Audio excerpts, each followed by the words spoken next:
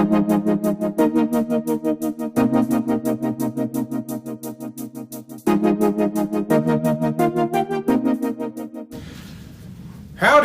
welcome back to the Big Blue Workshop.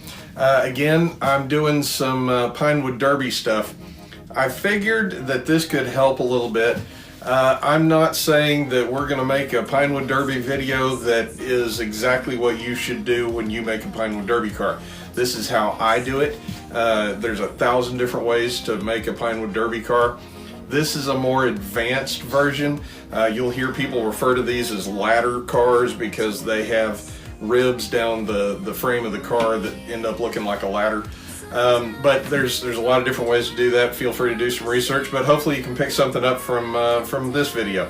If you do, send a comment down below or click like or subscribe and come back and look at other videos. Take a look at what we've got going, and if you have questions, feel free to shoot me a note. Enjoy.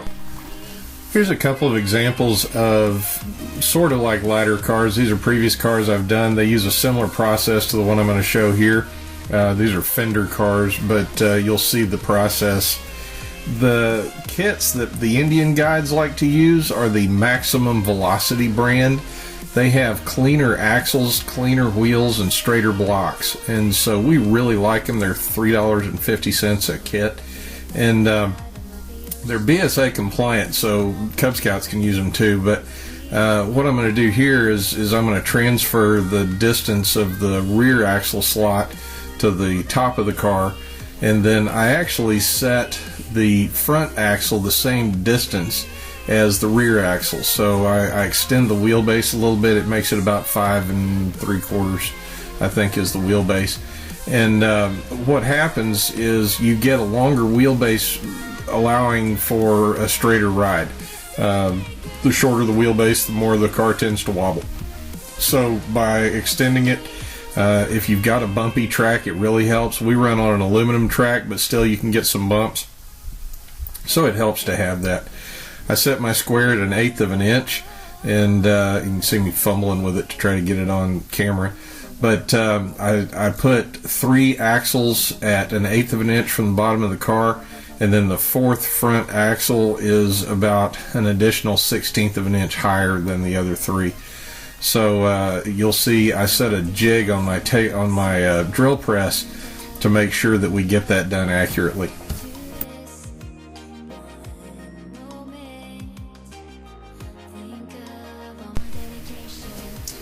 Here's the jig I mentioned on my drill press. What I do is set a block and find the exact 1/8 of an inch hole. I drill the 3 holes using this jig, and then on the 4th hole you'll see me move it up just a bit. I do this real slow. This is actually filmed in 2x speed, but I clear the hole a lot and I move real slow. You want to be sure your drill press is set at a perfect 90-degree angle, and you also want to be sure that the drill is going in nice and slow so that it doesn't try to turn on you if it hits a weird grain.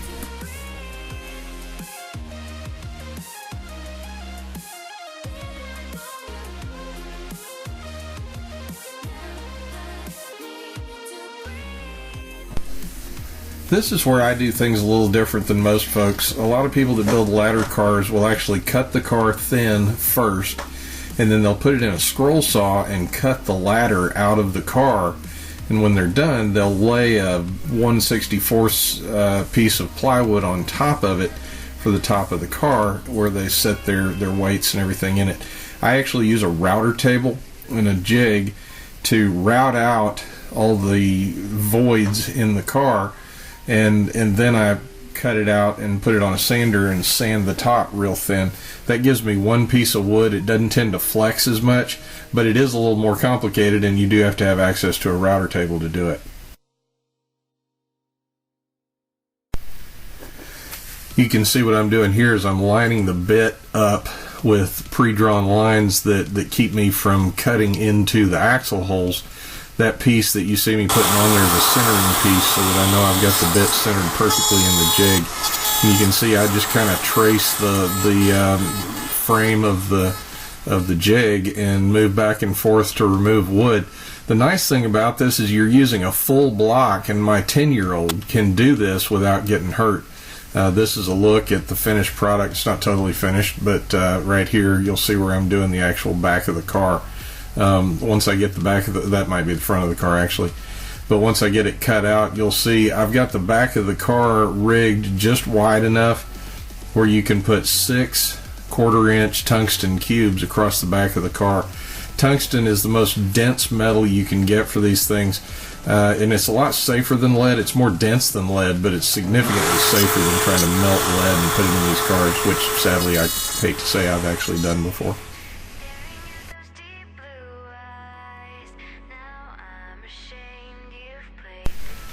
So here's a look at the back of the car with the tungsten in it. You've got 2 rows of 6 in the back. From this point, what I'll do is actually cut the block down. I'll set my square just a little bit higher than where I put my tungsten cube voids, and I'll cut that on the bandsaw. And I tend to cut it fairly proud and come back and remove a lot of material on the benchtop belt sander.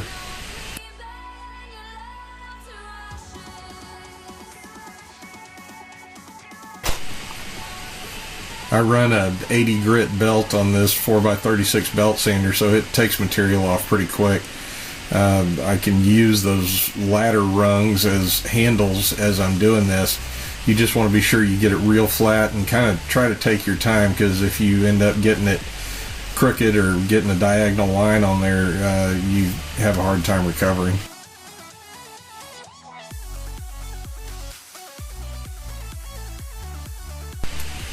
I don't know that it matters too much, but I tend to go in and just put a little bit of an angle on the nose just to give it a little bit of shape, make it look a little sleek.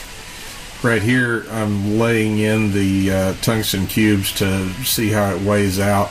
Again, I've got 2 rows of 6 cubes in the back, and then in the middle I'll lay in 1 row across right in front of the rear axle, and then I'll actually start staggering the cubes so that you've got a little bit of additional weight. So if you look where I'm pointing right now, there's the high wheel, and then this is the touching wheel. So you want weight on the wheel that's actually touching the track to give it some more stability. I like to put a coat of primer on there before I start working on the axle so I can let the primer dry. I'm going to actually show how to do a BSA axle as well. The BSA axles tend to have little teeth in them, and you've got to grind those off. I use a triangle file and put it in a drill press, and you have to grind all the imperfections off before you can start polishing these axles. So I'll knock those off of there, and then I'll take 400 grit sandpaper and go up to 600 grit just to get it started. Then you can see what I do is I make a roll. I cut a bunch of strips, and I start with the 800 grit. After I do my 400 and 600, my roll has 800, 1000, 1200, 1500, 2000, 2500, and I work my way all the way up doing that. I don't use wet sandpaper. It just tends to make a mess. I've been told that gives you a cleaner polish, but I just don't subscribe to that theory. Honestly, I've never tried it.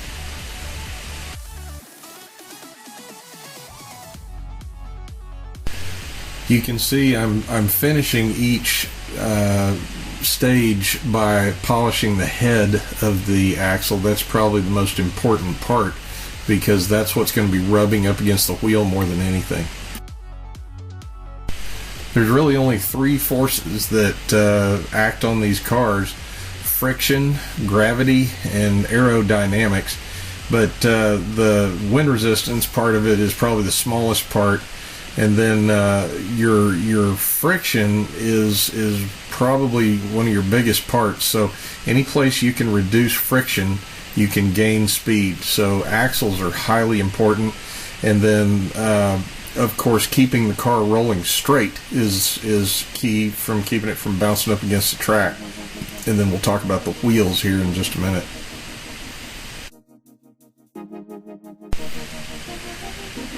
When I pull this out of the drill press, it's kind of hard to see it on film, but in real life, when you see this, you'll see a radical difference just between the part that you polished and the part that was up in the chuck. And you can tell where that can cut your friction. You can actually go further than 2500 grit. I'll show you a picture of a kit that I bought that has 4000, 6000, or it's got several grits that are 4000, 6000, and 8000. It's micron paper, so if you really want to get wild, you can do that. With the wheels, I use a wheel mandrel. They're a little bit of a challenge to get them centered, so you want to be real careful getting them centered up. Turn the drill press on and just make sure it's not wobbling before you get started. I don't shave wheels, and I really don't sand wheels. I just tend to polish wheels. So I'll start with like the 1000 grit and work my way up to the 2500 grit. The big thing that you want to do is make sure you polish that inside edge of the wheel, because that's what could rub against the track, and you want to be sure that you keep that as clean as possible. Trying to actually true up a wheel that's not round with just sandpaper and a block is a real challenge. They make wheel shavers that can do it, but honestly, unless you've got a lathe, the machinist lathe, it's a real challenge to do it. So that's why I just simply try to polish them and move on. To finish this process off, I take just some cheaper graphite and put it on a paper towel and polish the axle with graphite. It tends to go ahead and embed in the plastic and kind of fill some of the voids. Again, less friction is always better.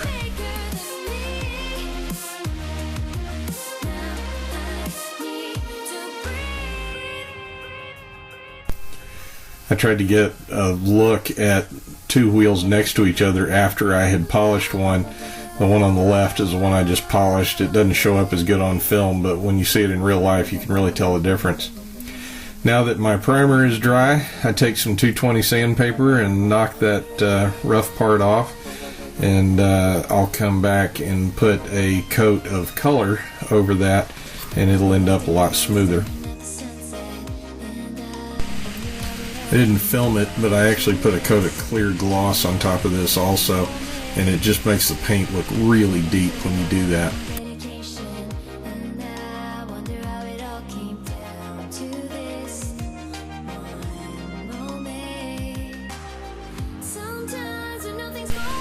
So while the paint's drying, we start working on the axles.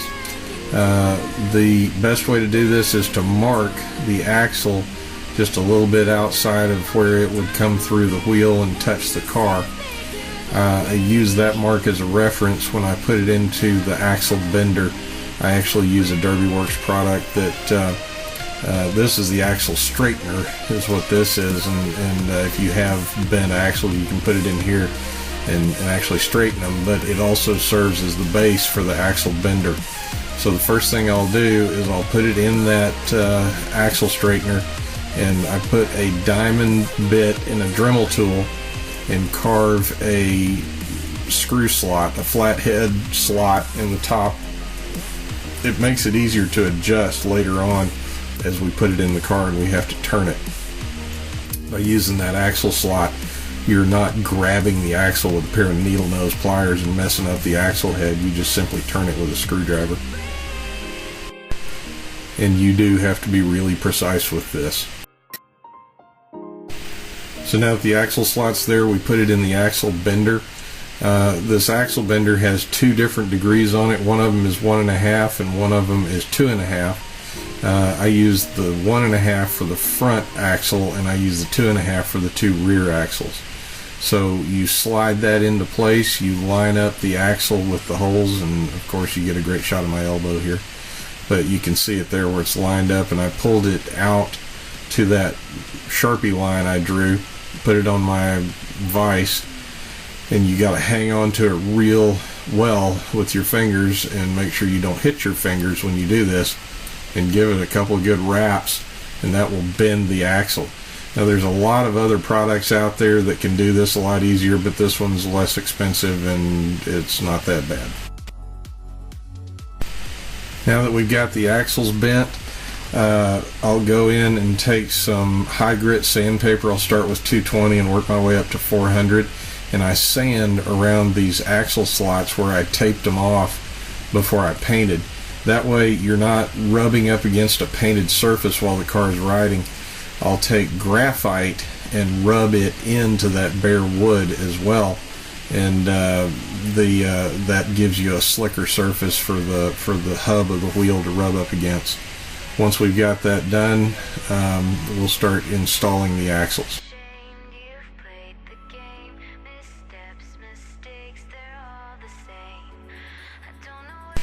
I'm going to show you a manual way to install these axles. You can do this with your drill press too. If you want to use your drill press kind of like a bearing press, you can do this. But I just wanted to show that this can be done just with your bare hand. I've got a little dowel rod and I can just push down on the wheels. But the challenge is when you actually have to flip the car over, you don't want to push those axles back into the car. So I built a little jig where I drilled a hole in a small piece of plywood, and I'll set these outside wheels in that jig, and now I've got something to press against, but I'm not pressing the other axle back into the car when I mount the wheels. This is easily done with a drill press. You can just tighten up your chuck all the way and pull that drill press down, and it really works a lot better than the way I'm doing it here. But I just wanted to show that it can be done without having to use a drill press. I adjust these as I install them. The distance between the hub of the wheel and the car is the distance of 3 business cards. You can buy this little tool. I think Maximum Velocity sells it on their website for $10 or something, but maybe it's $15. But that's an actual spacer that you can use, but it's 3 business cards distance. So if you were to take 3 business cards and put it in between that hub and the car, you'd have the right distance. I'll take these and I'll turn them with a screwdriver as I'm putting them in sometimes, and I can get them set where the wheels camber as I'm installing them, and I don't have to do as much work when I start trying to line up the car.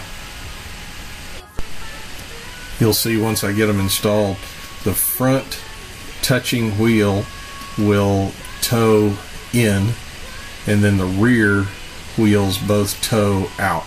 So you can see that front touching wheel is cambered in and the rear wheels are cambered out. And that will allow the rear wheels not to touch the track. The front wheel will touch the track, and it will ride down the rail and keep it straight. There's a lot of good videos out there on how to do rail riding. I hold the weights in simply with aluminum foil tape. This is a duct tape that's really strong. The only challenge is sometimes that tape will rub off if you've got these finish lines that rub. So it doesn't hurt to take like rubber cement and glue the blocks to the car, and then you can put that the aluminum foil tape on top of it. That way your $40 worth of tungsten can be reused on another car going down the road. This is my alignment track. In short, it's a piece of plywood, or it's a piece of MDF with a sheet of plexiglass on top of it, and I've put 4 holes in it. The back of it, I just use a couple of carriage bolts with some nuts to adjust it, and I've got the same on the front that are just shorter, and I can adjust it and make sure it's level, which is important when you're trying to actually get the car to roll down a straight surface. Once I get it leveled out, I line the car up with those 2 lines that go down the middle of the track and make sure that that the car is turning towards you're turning towards the high wheel. So when it's turning towards the high wheel, it will rub up against the track and go straighter with just one wheel touching the actual guide on the track, and it's called rail riding. Again, there's a lot of good videos on how to do this. I like to use the XLR8 product. I got this at Hobby Lobby, I think, but it's got a nice thin syringe style tip on it, so it allows you to kind of inject the graphite down into these tighter spots. I put it between the car and the wheel, and then between the hub, or the end of the axle in the wheel. And this is something, again, your kid can do. He can sit there and spin those wheels. The more you spin the wheels, the more you burnish that graphite into the plastic. This can also be done with pipe cleaners, and Tamiya swabs can be used with a drill. So there's a lot of ways to burnish graphite into the wheels, but I've found that doing it this way tends to work really well. So at this point, it's just an exercise in adjusting with a screwdriver and turning the front axle until you get the car to turn the way you want it. Basically, you want about a 1-inch drift towards the high wheel on a 4-foot stretch, and that'll make sure that it rides down the rail pretty clean. I don't show it, but you want the car to balance at about 3/4 of an inch in front of the rear axle. The more weight you have in the back of the car, the longer gravity can act on it as it's coming down that curve section. If there's more weight up in the curve, gravity can act on it for a longer period. And so those are the keys to making these cars go straight. Feel free to make a comment if you have questions, but that's how I build a competitive Pinewood Derby car. Thanks for watching, and happy racing.